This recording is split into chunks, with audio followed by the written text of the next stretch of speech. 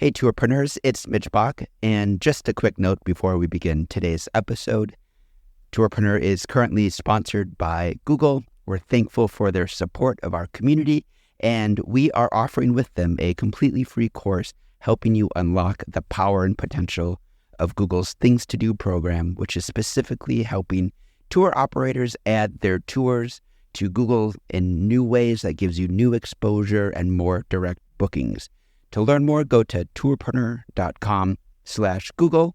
And as always, show notes, more resources, links to our newsletter, our business coaching community, and so much more are available on tourpreneur.com.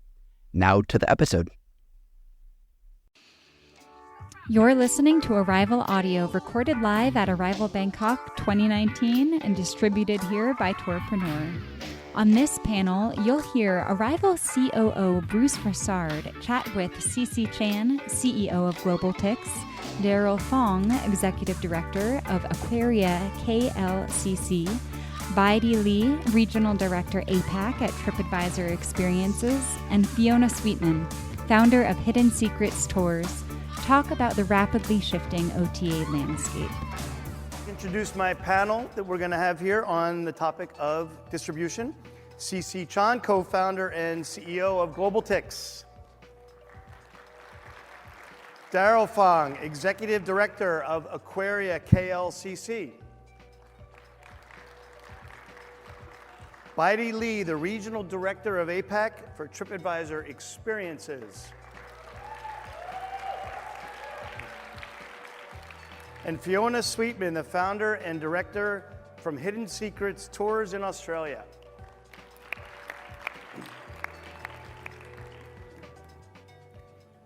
So we're going to jump right in and we're going to talk about distribution. And we have almost 50 distributors here in the room today with us. And there might be some others who are kind of operators, kind of distributors, so the number's probably higher. So we can show the slides that show who's here with us. You'll be able to see them here. And my first question really is, what's the difference? Like, when you're an operator, how do you decide which distributors you want to work with? I want to start with an operator, so Fiona. We've been running for 15 years, so I suppose we've seen people come in, but it was really very much knowing about what I could deliver and then working with the distributors that matched my needs. So that was really important for us, that I had to look at the T&Cs. It's really easy. So many people ask any of our businesses to work with them. So you have to know what you can deliver and what you want from them. So it's not just about signing the paper, really, for me. It's about knowing what you get out of it and they want to take from you as well. So what kind of questions do you really dig into to figure out what you For me, it's about how quickly... For an OTA, for me, they're filling the spots that I can't fill myself, because so many of we've seen is last-minute bookings. So when is the cancellation time frame? What commission levels do they want? How do they communicate with guests, and how do we get the information that they communicate? What is the follow-up process or problem management? Because they are the face, and most clients still think that they're the operator, funnily enough. They don't think that I'm the operator. So what are they representing in market for me, my business, rather than how do I normally do it? And if they don't match, then it might not work for me. So Daryl, you have a very different situation than Fiona. You can pretty much take as many guests as you like at your aquariums. Area, yes. You have lots of inventory. And can we get the distributor slides up, please? So how do you, is there any reason you wouldn't work with every one of them? No reason at all. As much as possible, I'd love to work with everybody. But what we've done is we've just let market forces determine who we end up working with the most. So the ones that provide the most value for us, the ones that are able to reach out to the largest audience, the ones that have the better system, those we, of course, end up working with, just purely because they have more volume or they have more interaction with us, or perhaps their teams or their industries are stronger.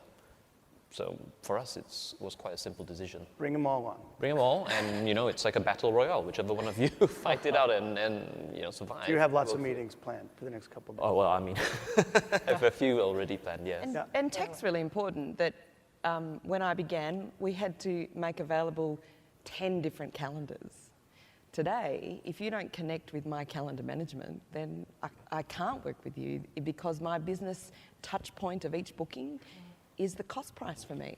So if I have to touch a booking 4 or 5 times, that's not beneficial to me. So I need systems to talk to each other. So let's talk about that and talk about channel management, CC. Why don't you tell us a little bit about channel management, since I think that's still something that a lot of people are not as familiar with. Good. I think I agree with Daryl. I mean, if it's your attraction, you should work with as many people as possible. For Fiona, I mean, you have a capacity, but you could grow your capacity as well, Absolutely. right? I think the problem with digitalizing and everything is that now we have OTAs, we have My Real Trip in Korea, we have TripAdvisor worldwide, we have Expedia, we have everyone. So you need the tool. You actually need the tool to manage all these agents, right? So I think Asia, we have reached a point where we really need some form of tools to actually manage all your different agents, right? I mean, you might want to have different pricing for different people, a special promotional price for some of your good partners that can drive a certain market for you. So with tools, you're able to manage all these things, right? Without tools, it's very hard. Without data, it's really very hard to manage. So it's one of the tools, so for example, and Baidi, you can chime in, is if I do a lot of business with TripAdvisor and I have, as an operator, and I have a certain agreement with TripAdvisor, you can help me manage that versus an agreement with a different distributor? Exactly. Yeah, exactly. I think How does that work for you as TripAdvisor? Well, I guess nowadays we feel very lucky that we have all these OTAs out there. We have all these systems interconnected that make it so easy for operators to decide who to work with, who to distribute the products to. I guess I have a different opinion. Is that I think Fiona mentioned earlier a little bit. Really depends on what you're trying to achieve as a business. Then you can decide on who you want to work with.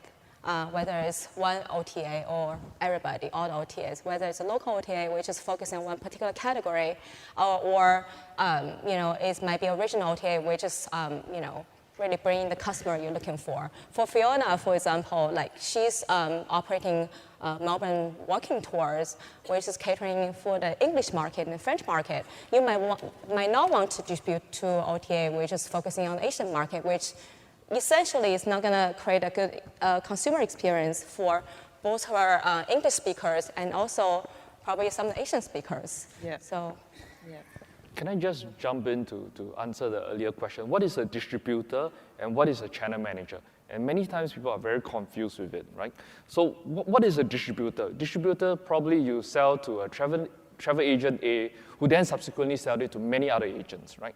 And you do not have the numbers, you do not know who the travel agent A sells it to. That's a distributor. And what is a channel manager? A channel manager, I think, is when you need to have transparency in your report. For example, if let's say Daryl uses a channel manager, and TripAdvisor uses this channel manager to make the bookings, then Daryl should be able to see that, oh, TripAdvisor is selling 1,000 tickets a week, right? And if Daryl says, oh, I love TripAdvisor, it's doing such a fantastic job, I want to give a $1 for my attraction, he should be able to set $1 for TripAdvisor to say, good, let's go for the Japan market, TripAdvisor, things like that. So that is the difference between a distributor and a channel manager, right? Also in space where there are operators here, if you think you're in one market, you might only think you're in one market. So to have data is so important.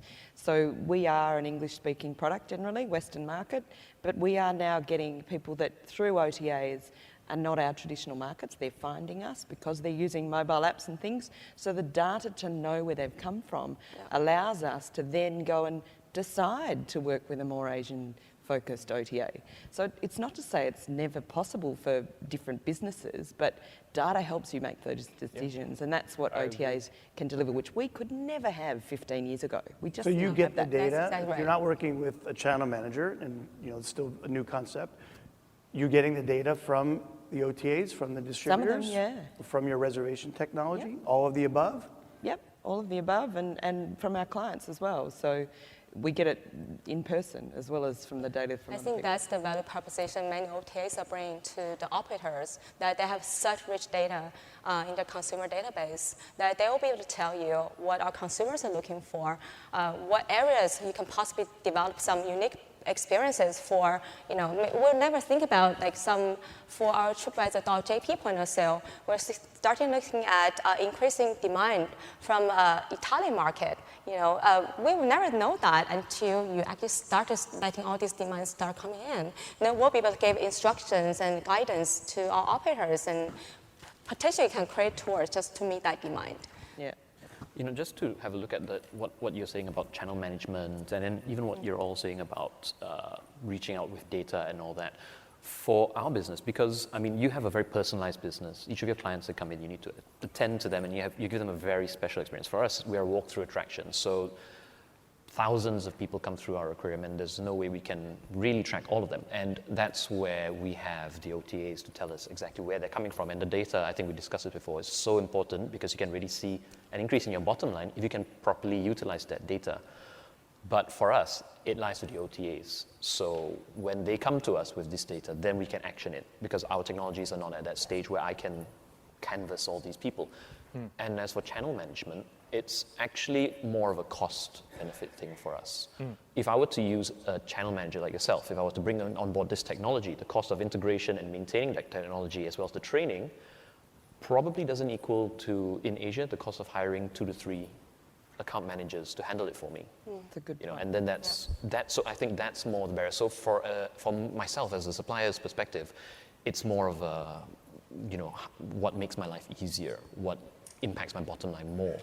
So the OTAs, I view them almost as my marketing partners. So rather than pay Google, rather than pay a magazine or an ad agency, I just give my margins to Klook, for example, or Be My Guest or Traveloka, and they do that for me. And I get data from them. I get support, and they're a real partner in that sense. So for us, it's So we could talk about this for the rest of the day, but let's move to our next question. And I'm going to fast forward to the Google search that we had talked about, if we can see that, since you brought that up, Daryl. So if I go to Google and I search for Fiona's company of hidden secrets, what happens? And this is very interesting. And what happens, I believe, I can't see it. There you go, listening. Is TripAdvisor comes up. Essentially, that's why, a lot of operators are asking why I'm paying high margins for OTAs.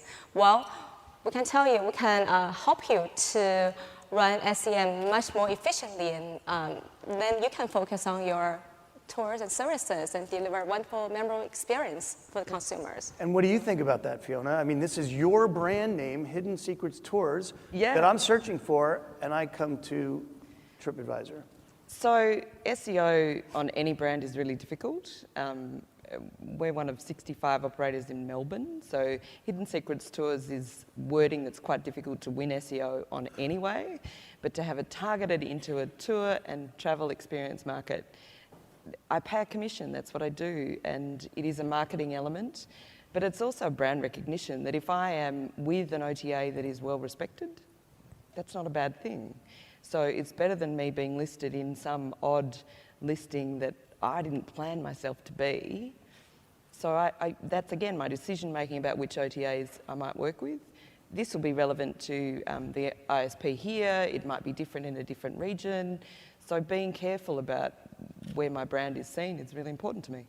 So you Hey, made Bruce, a I'm decision. sorry, I just want to jump in because I've just noticed on the right-hand side of that screen, there's a little button there that says buy tickets in the business listing there. So are you selling tickets on Google? Are you aware of that? How's that working? Yeah. Can you explain what's going on there? As far as I know, it's a link to my booking through the Google listing that we have. Let's click it. And it is enormous. It's, yeah. It's powered by TripAdvisor.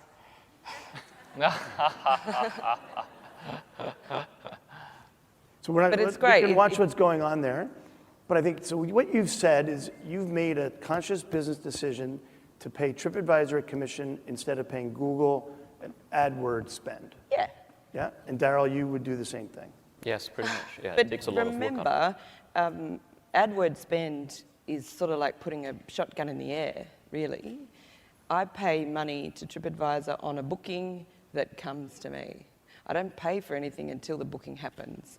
AdWords is out into the ether that I actually don't know what will happen. So the end result for me is quite different. I work with travel agents. We pay for brochure contribution. That's money that I have no idea where it goes, and I pay commission. Yeah. So I balance my market across those. I just want to make sure that everyone heard that, what you said. So explain, just slow down on that point. Sure. About the brochures, what in the States I think we call co-op marketing, but Yeah. explain what you're talking about. So I have three parts of my business: direct, travel agents, and OTAs. And in the travel agents environment, we pay some agents to be listed in their brochure. And it's not a small amount of money. It's usually an annual brochure. We've listed, we're a premium product in there. But it's money on top of the commission that I pay them. And it's a shotgun attitude. We don't put ads in newspapers, same sort of thing. Whereas an OTA pays me when I get a booking, or I pay them when I get a booking. So it's not shotgun, it's targeted, it's direct. And they spend all the money on the SEO to get that, rather than me spending it on Google AdWords. Okay, great. So let's go to the topic that Wilfred and Douglas were talking about just a few minutes ago, related to discounting and the pricing pressure, especially here in Asia. There's so much pricing pressure. How do you guys look at that? I mean, there's so many intermediaries that are well-funded. There's different levels of intermediaries here, where there's one operator who's working with an operator who's working with a DMC. So how do you look at all of this pricing pressure from your perspective? CC, can you start on that? When it comes to pricing, I think there are a lot of players out there who's going on the discount and the deep discount and things like that. I give a quick example, and I agree with what a lot of your views are. There's this big attraction in Singapore, and went on to say that I want direct sales, and what they did was they tried to reduce all the travel agents and all the OTAs and things like that. But what they realized is that their direct sales indeed grew, but it cannot mitigate the drop in the rest of the OTAs and the travel agents. So to me, what's the moral of the story? The moral of the story is, please do not underestimate what the OTAs and what the travel agents out there can do for you, right? Because their reach is much wider. They understand the customers better. So the way to do it is, it's not just about direct sales or distribution. It's about balancing, right? And of course, if you sell through OTAs and things like that, then there's a discount and a deep discount, right? As a channel manager, I work with many travel agents out there. There are some good ones like TripAdvisor. You see everything, right? Who really work with their operators, and there are some naughty ones out there, right? So, but everyone here is a great one, so we get that. But let's talk about discounting, and we talked about rate parity yesterday. Yes. And I think rate parity is a really important concept, especially as it's going on here in Asia. Can you define rate parity and how you see it here? Baidi, do you want to take that one on first? In Asia, they kind of work differently for a lot of attractions. So tour operators, they use the minimum selling rate instead of, suggested retail rate or net rate we've been talking about in other parts of the world.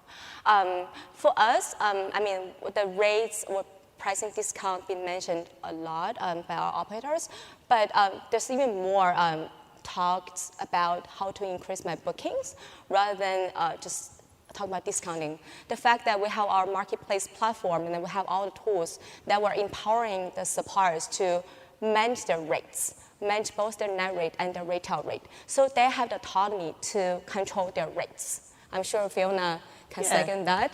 And for us, it's more about giving suppliers the say in how they want to manage their rates, whether it's through an OTA like us, whether it's through someone else.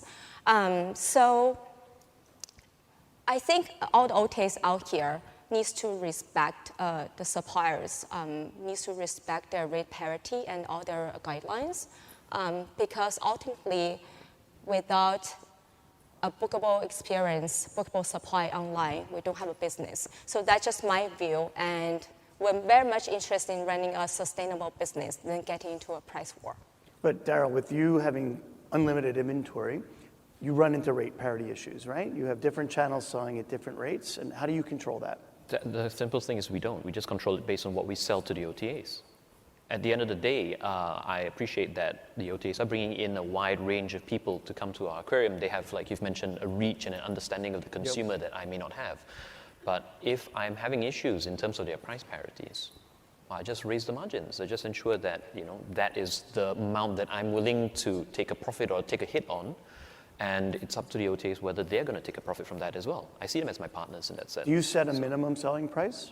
We have a recommended minimum selling price. Recommended minimum selling price. Whether you follow it or not, it's none of my business. So you're not worried about it. So we don't have a recommended minimum. You don't have a recommended. No, we have a retail selling price. Retail price, that's Yep. it. But, And that's how we deliver but it. your channels can sell for whatever they want.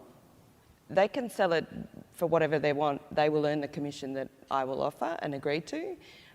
If they go below, then I'm probably not going to have my product listed very long because that's the reputation that I do not want. We are known as a non-discounting business. Yeah.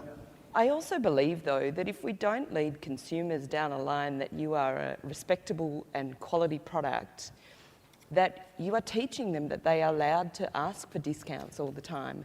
And we run businesses. We're here to pay people and our staff. So to work with businesses that undercut your margin in your business, I think is really scary. But I work in Australia. It's not the same as this market. So habits, we need to train people rather than allow businesses to say, well, customers will only pay for this. If customers will only pay for that because you've told them, how will they know how to respect what they should be paying? I work in an industry where there's free tours. That's a really good point. There's free tours in this world. How do you get respect for the business if it's a free tour? It's not free, they pay a tip, but Sometimes we're actually asking the operators to increase their retail price. So that we're both running a profitable business. You have enough margin to pay for OTAs, enough margin to keep for your staff, you pay your operations and overhead.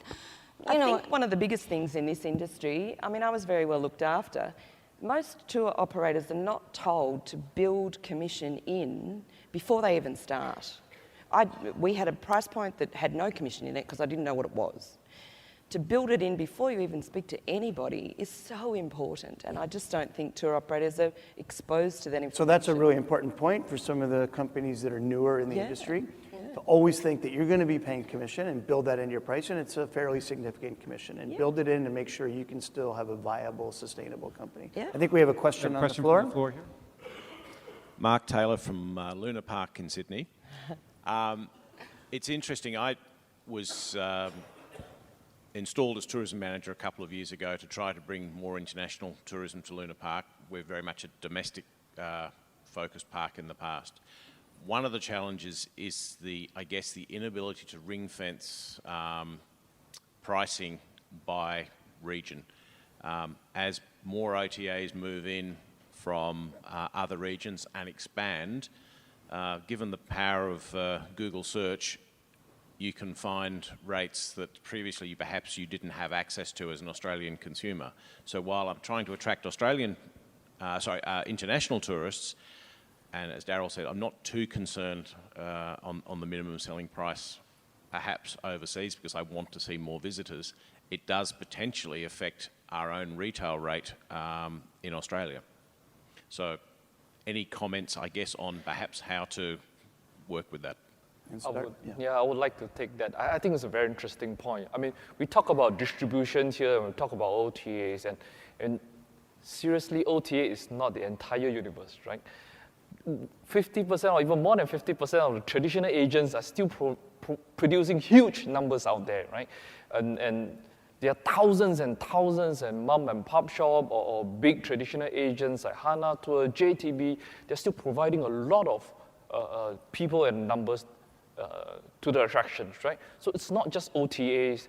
Yes, OTAs are having huge growth, but the traditional agents still play a huge part in the distribution. So coming back to the question about when you want to say that I want to grow my Australia traffic, I want to grow. Because of digitalization, it is very hard to manage your pricing in one geographical country, right? E-tickets that are supposed to be meant for Australian could be easily goes to someone in China, could be easily go somewhere in India. So what I always recommend my attractions or operators to do is that price differential must come with different products. For example, let's say you're a Universal Studio and you want to target your end consumer, shopping end consumer for Vietnam at a very low end price. I would say, why don't you start with just, you are only able to come in from 4 p.m. onwards.